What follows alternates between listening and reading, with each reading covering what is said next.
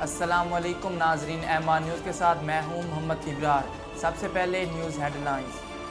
وزیر اعظم عمران خان آج نیا پاکستان کارڈ کا اجرا کریں گے۔ کارڈ میں شہریوں کو آٹا، گھی اور دالوں کی خریداری پر 30% رعایت ملے گی۔ تفصیلات کے مطابق وزیر اعظم عمران خان آج پشاور میں نیا پاکستان کارڈ کا افتتاح کریں گے۔ پہلے جاری کیے گئے احساس راشن پروگرام کسان کارڈ اور صحت کارڈ کو پاکستان کارڈ میں ضم کر دیا گیا۔ پاکستان کارڈ میں ہر خاندان اور شہری کا اپنا مخصوص QR کوڈ ہوگا، جس کے ذریعے وہ متعلقہ پروگرام فائدہ اٹھا سکے گا۔ سعودی عرب کی سول ایوی ایشن نے غیر ملکی مسافروں کے لیے نیا ہدایت نامہ جاری کر دیا۔ سعودی ایوی ایشن کی جانب سے غیر ملکیوں کے لیے جاری ہونے والے سفری ہدایت نامے میں کہا گیا ہے کہ مسافروں کو ویب ایپلیکیشن پر لازمی رجسٹریشن کروانا ہوگی۔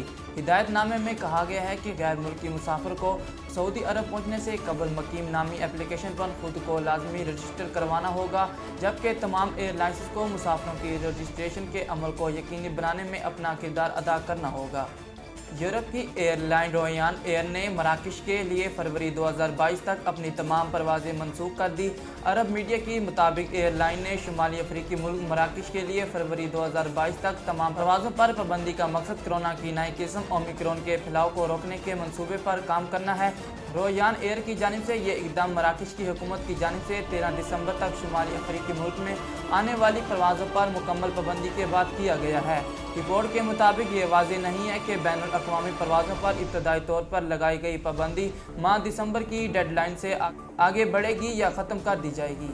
ناظرین، کھیلوں سے آپ کو آگاہ کرتے چلیں، پاکستان بولرز کی شاندار کارکردگی کے باعث بنگلہ دیش فالو آن کا شکار ہو گئی۔ تفصیلات کے مطابق ڈھاکہ ٹیسٹ کے آخری روز دلچسپ مرحلے میں داخل ہو گیا۔